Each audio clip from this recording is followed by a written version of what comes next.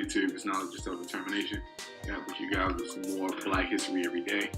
So today, with this next part of February 27th episode, we'll be talking about, we'll be going back to February 27th, 1988, the year when Debi Thomas, figure skater, became the first African American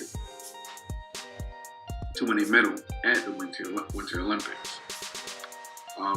So as usual, I'll put links in the description box of the different sites you guys can go to get more information on her life. She was a very talented figure skater and a very bright, very intelligent woman, becoming a doctor and a surgeon. Her life has taken a dramatic turn, but this is more of a celebratory thing, so I'm not going to go into the negative aspects of her life. I'll leave it up to you guys to find out more if you choose to.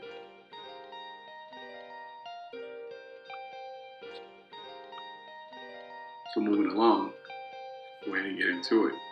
Deborah Janine Thomas is an American former figure skater and physician. She is the 1986 world champion, the 1988 Olympic bronze medalist, and a two-time U.S. national champion. Her rivalry with East Germany's Katrina Witt at the 1988 Calgary Olympics was known as the Battle of the Arms. Born Deborah Janine Thomas on March 25, 1967, in Poughkeepsie, New York, Debi Thomas is best known for becoming the first African American to win a medal at the Winter Olympic Games in 1988. Thomas first stepped into the skating rink at the age of 5.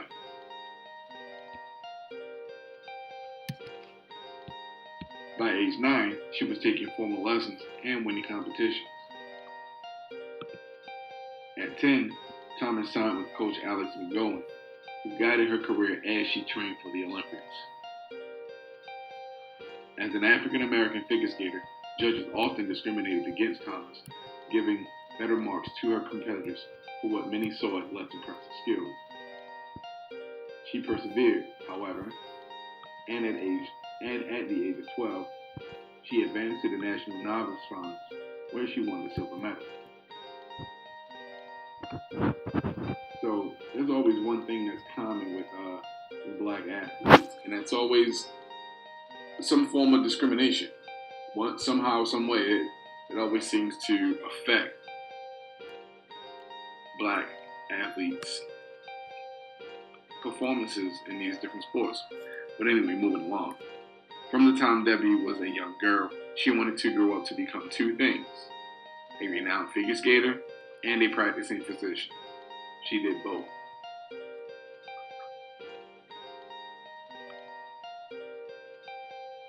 This is one of the reasons why I am paying tribute to this woman, because of the fact that she was able to accomplish these goals that she had. Now, mind you, while she was in competition as a figure skater, she was going to school. So, full time, mind you. So, that she, to me, is a remarkable person, because she persevered, she followed her dreams, and she achieved those goals. And that's a message to anybody out there, any young kid out there, any adult out there. All it takes is patience and perseverance, and you can achieve whatever goal it is you want to achieve. All you have to do is persevere. Thomas started skating at age 5 in San Jose. She competed in her first skating competition at age 9, finishing in first place. From then on, she was hooked on competitive skating. She attributes most of her success to her mother, who sacrificed to drive for over 100 miles a day between home, school, and the ice rink. As a young child, Thomas, coached by Barbara Togo Vitkovits, I know I'm not saying that right, at East Ridge Mall in San Jose. At age 10, Thomas was introduced to Scottish skating coach Alex McGowan, In 1983, she began to represent the Los Angeles Figure Skating Club, which launched her career.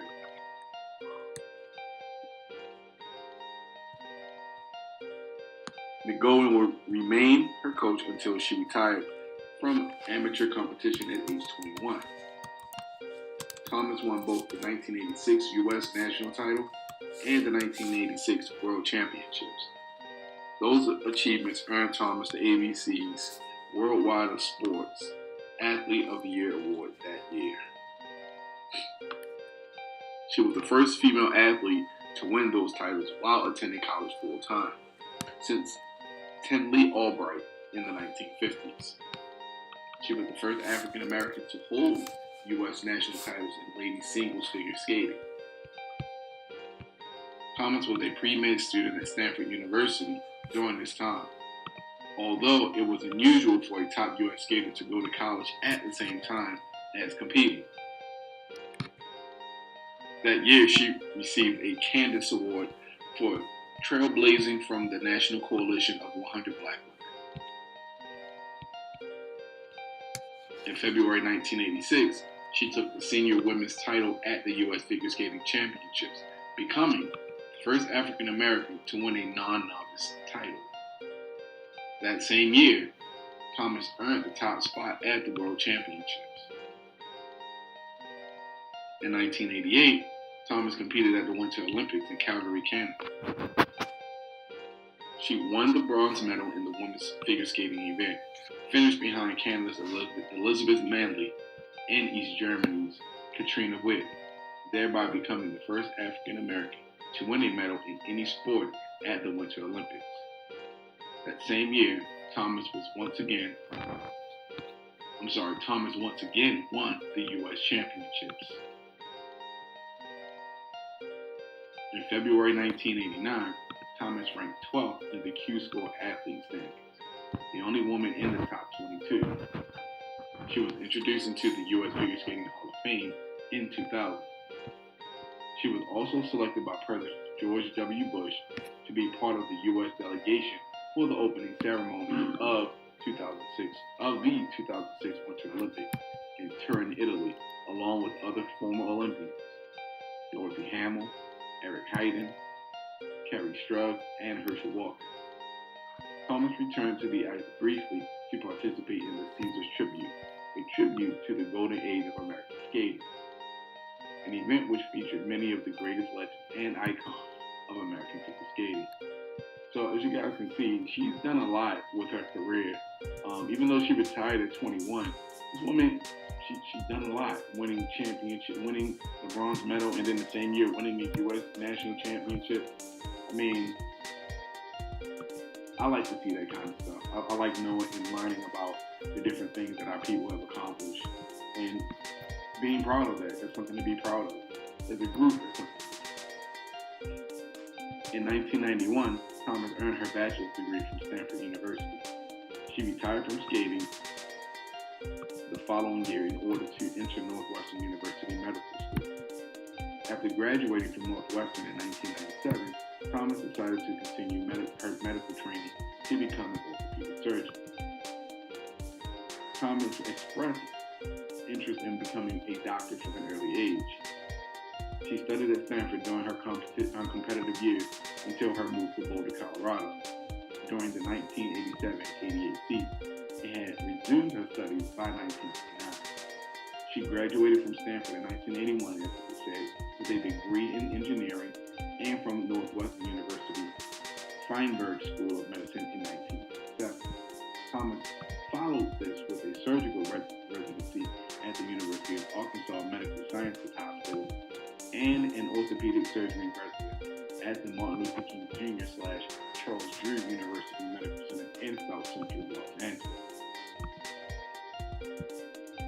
Thomas went on to become a practicing orthopedic surgeon, specializing in hip and knee replacement. In June 2005, she graduated from the orthopedic residency program at Charles R. Drew University in Los Angeles. And I said, I just backtrack. Martin Luther King Jr. So those are two separate. Sorry, you can tell I'm not from California. So Martin Luther King Jr. and Charles Drew University Medical Center. So it's a combined medical center. Okay, didn't know that. She spent the next year preparing for step 1 of the American Board of Orthopedic Surgeons exam and working at King Drew Medical Center as a junior attending physician specialist. In July 2006, she began a 1-year fellowship at the Door Arthritis Institute at Centennial Hospital in Inglewood, California, for subspecialty training in adult reconstructive surgery. In September 2007, she began working at Carle Clinic in Urbana, Illinois. During her medical career, while she was skilled at doing the procedures and well liked by patients, she had difficulty working with doctors due to her personality and went from clinic to clinic, never staying longer than 1 year. After completing her residency at Charles R. Drew University in Los Angeles, California, she received a fellowship at Centennial Hospital, which I already read, in Inglewood. In 2010, Thomas opened her own practice in Virginia, specializing in knee and hip replacements. Okay. In between the Olympics and the World Championships, Thomas got married, but says the relationship crumbled after just 3 years because her husband felt lost in the midst of her popularity. As with her professional stumbles at the Winter Games, Thomas considered this personal stumble to be a failure. Then more failures. As a physician, Thomas says her high expectations led her to go head to head with colleagues, and she was let go from 2 jobs. Though she had never really wanted to open up her own practice, she did. That's when another divorce led Thomas to lose her nest egg, she says, and she soon had to close her private practice after 2 years. And that's pretty much when it all starts to fall down for her. There was a little pattern there developing with her failed relationships, and then her failed work relationships with her co-workers and other doctors, just not seemingly being able to get along with those people. Now this is like I said, this is something that I'm doing that is celebratory. It's not here to highlight any of the faults in a person's career or judge them too harshly, because I really don't like judging my own people that much when it comes to things like that, at least not on a platform where hundreds, thousands, potentially millions of people could possibly see this information. There's research out there to be done on your own if you want to dig up dirt on someone, but I'm not going to do that. I'll just lead you into the direction that you may need to go in order to find out the information. But it's not my job to. And even though the information is on the internet, you can find it. You can probably find this interview with Iyanla Vanzant from the show Iyanla Fixed My Life. You can probably find the episode or these scenes from it on YouTube, quite possibly, if not the full episode. But I'm going to read this last little couple of sentences on her life. So just bear with me, guys. Thomas is currently broke, jobless, twice divorced, and living in a bug-infested mobile home in a trailer park with her fiance and 2 sons. And like I said, that's pretty much all I'm gonna say about that. She was a wonderful athlete, a brilliant doctor, physician. She was great with her patients. She was good in the surgery room. The woman is very talented and very very competent. Save for maybe the bipolar disorder she suffers from. Hopefully, she can get some help and get back on the right track. Although I'm not a big proponent of the pharmaceutical industry, sometimes medication is the only way. Sometimes. But anyway, I'm going to go ahead and end this episode. Links will be in the description box. If you guys want to find out more info on her past and her current life, this is Knowledge to Self-Determination, another day in Black history every day. Like, learn, and subscribe, and I'm out. Peace.